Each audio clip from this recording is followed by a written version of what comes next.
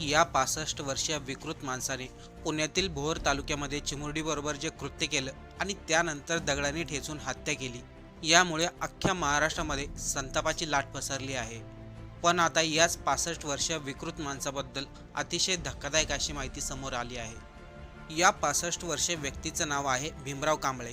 शुक्रवारी गावातील नागरिकांनी भीमराव कांबळे या विकृत माणसाला शोधून त्याला चांगला चोप दिला. त्यानंतर पोलिसांनी त्याला आपल्या ताब्यात घेतलं. पण भोर तालुक्यातील नागरिक प्रचंड संतापले. मुलीचा मृतदेह ताब्यात घेण्यास नकार दिला. आरोपीला आमच्या ताब्यात द्या या प्रकारच्या मागण्या होऊ लागल्या. त्यासाठी अनेक लोक रस्त्यावरती उतरले. लोकांचा संताप एवढा वाढला होता की मुंबई बेंगलोर महामार्ग अक्षरशः ठप्प झाला होता. यावेळी संतापलेल्या गावकऱ्यांनी आरोपी असलेल्या भीमराव कांबळेबद्दल खळबळजनक दावे केले. अनेकांना वाटलं या 65 वर्षीय विकृत माणसाने अशा प्रकारचं कृत्य पहिल्यांदाच केलं. पण जेव्हा त्याच्याबद्दल अधिक माहिती मिळाली ते ऐकून अनेकांना धक्का बसला. हा 65 वर्षीय भीमराव कांबळे नेमका आहे तरी कोण? त्याच्याबद्दल अशी कोणती धक्कादायक माहिती समोर आली? चला सविस्तर आपण या व्हिडिओमधून पाहू. भोर तालुक्यामध्ये नसरापूर गाव आहे. याच गावामध्ये ती चिमुरडी आपल्या आजी आजोबांकडे उन्हाळी सुट्टीसाठी आली होती. शुक्रवारी दुपारी 3च्या दरम्यान ती गावातील राम मंदिराजवळ खेळत होती. त्याच वेळेस गावामध्ये असलेल्या भीमराव कांबळेची तिच्यावरती नजर पडली. तो तिच्याजवळ गेला आणि तिला सांगितलं, मी तुला वासरू दाखवतो. ती निष्पाप चिमुरडी आजोबा आपल्याला वासरू दाखवत आहे म्हणून ती खुश झाली. ती काही न बोलता भीमराव कांबळे याच्याबरोबर गेली. एका CCTV मध्ये हे रेकॉर्ड सुद्धा झालंय. भीमराव कांबळे तिला गायीच्या गोठ्याकडे घेऊन जाताना दिसतोय. त्यानंतर तिच्याबरोबर अशा प्रकारचं कृत्य घडले ते सांगायलाही नकोसं वाटतंय. 65 वर्षाच्या या भीमराव कांबळेने तिथं नको ते कृत्य केलं. त्यानंतर दगडाने ठेचून हत्या केली. मृतदेह लपवायचा म्हणून शेणाच्या ढिगाऱ्याखाली लपवला. CCTV मध्ये भीमराव कांबळे तिला घेऊन जात होता. त्यानंतर ती गायब झाली. त्यामुळं साहजिकच गावकऱ्यांनी त्याचा शोध घेण्याचा प्रयत्न सुरू केला.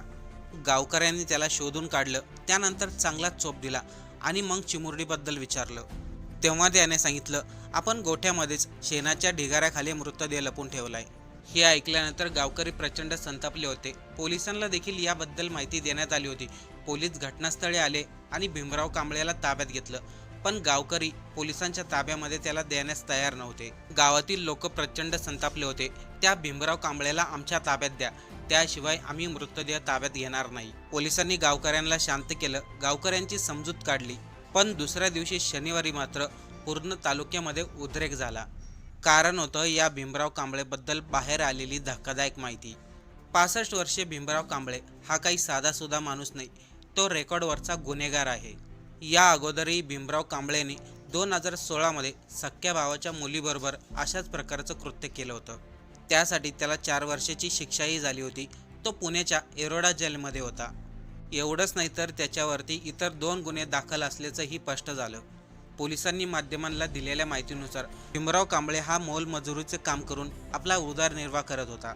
जिथे काम मिळेल तिथे आजूबाजूच्या कामासाठी तो मजुरीसाठी जायचा. 1998 मध्ये त्याच्यावरती पहिला विनयभंगाचा गुन्हा दाखल झाला होता. त्यानंतर 2015 मध्ये पुन्हा एकदा त्याच्यावरती विनयभंग आणि फॉस्को अंतर्गत गुन्हा दाखल झाला होता. या दोन्ही प्रकरणामधून त्याला सोडून देण्यात आलं होतं. भीमराव कांबळेवरती अगोदर 2 प्रकारचे गुन्हे दाखल झाले होते. दोन्ही गुन्ह्यामधून तो लवकर कसं काय सुटला? त्याला कठोर शिक्षा का झाली नाही? असा प्रश्न आता प्रत्येक व्यक्ती विचारत आहे. आणि आत्ता पुन्हा भोर तालुक्यामध्ये त्यांनी जे कृत्य केलंय त्यासाठी त्याला 7 मे पर्यंत पोलीस कोठडी सुनावण्यात आली. आरोपी असलेल्या भीमराव कांबळेने आपला गुन्हा मान्यही केला आणि त्याबद्दल काही पुरावे देखील मिळालेत. पण दुसरीकडे शनिवारी भोर तालुक्यामध्ये लोकांचा उद्रेक पाहायला मिळाला. लोकांनी शनिवारी मोठा मोर्चा काढला. या मोर्चामध्ये अनेक लोकांनी सहभाग घेतला होता. अनेक जागेवरती रस्ते बंद पडले होते. लोकांची मागणी होती, आरोपीला आमच्या ताब्यात द्या, नाहीतर त्याला तात्काळ फाशी द्या. पण पोलिसांनी नागरिकांची समजूत काढण्याचा प्रयत्न केला. पण जोपर्यंत पोलीस अध्यक्ष किंवा तहसीलदार येत नाही तोपर्यंत आम्ही चर्चा करणार नाही अशी भूमिका गावकऱ्यांनी घेतली. त्यानंतर स्थानिक आमदार शंकर मांडेकर हे देखील घटनास्थळी आले. त्यांनी गावकऱ्यांना शब्द दिला, या आरोपीला आपण लवकरात लवकर फाशी देऊ. ही केस फास्ट ट्रॅकवरती चालू. तसेच आमदारांनी मुख्यमंत्री फडणवीस यांच्याबरोबरही बोलणं केलं. त्यावेळेस मुख्यमंत्री फडणवीस नेमकं काय म्हणाले ते बघा. पुणे जिल्ह्यातली जी घटना आहे ही अतिशय निंदनीय, अतिशय दुःखदायी अशा प्रकारची घटना आहे. 3-3.5 वर्षाच्या चिमुकलीवर 65 वर्षाच्या नराधमानं त्या ठिकाणी अत्याचार केला आहे आणि तिचा खून देखील केलेला आहे. आरोपीला अटक झालेली आहे.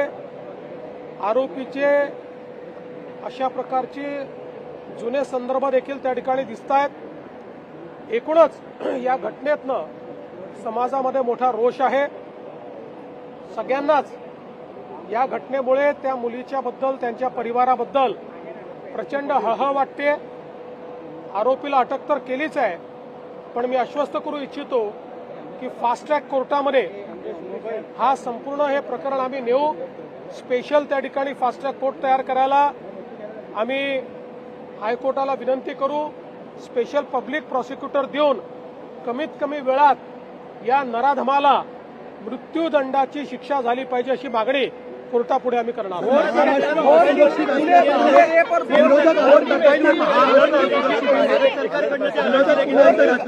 एका वेळी एक जण बोला नाही. सर, विरोधक या घटनेनंतर राजकारण करतायत. महाराष्ट्र असुरक्षित आहेत, महिला असुरक्षित. मला असं वाटतं हे इनसेन्सिटिव्ह आहे. प्रत्येक गोष्टीत राजकारण शोधून काढणं यापेक्षा वाईट दुसरं काही असू शकत नाही. काही गोष्टीत तरी संवेदना बाळगली पाहिजे. मला असं वाटतं ठीक आहे ते काय करतायत, पण राज्य सरकार जे केलं पाहिजे ते नक्की करेल. मुख्यमंत्री फडणवीस काय म्हणले हे आपण सर्वांनीच ऐकलं, पण एक गोष्ट कळत नाही. जेव्हा जेव्हा अशा प्रकारचे कृत्य होतात तेव्हा तेव्हा आरोपींना शिक्षा दिली जात नाही. ती केस कोर्टामध्ये अनेक दिवस, अनेक वर्ष चालली जाते, तरी देखील त्या आरोपींना शिक्षा होत नाही. बदलापूर प्रकरणामध्ये आपल्याला सर्वांना आठवते, अक्षय शिंदेचा पोलिसांनी एन्काउंटर केला होता.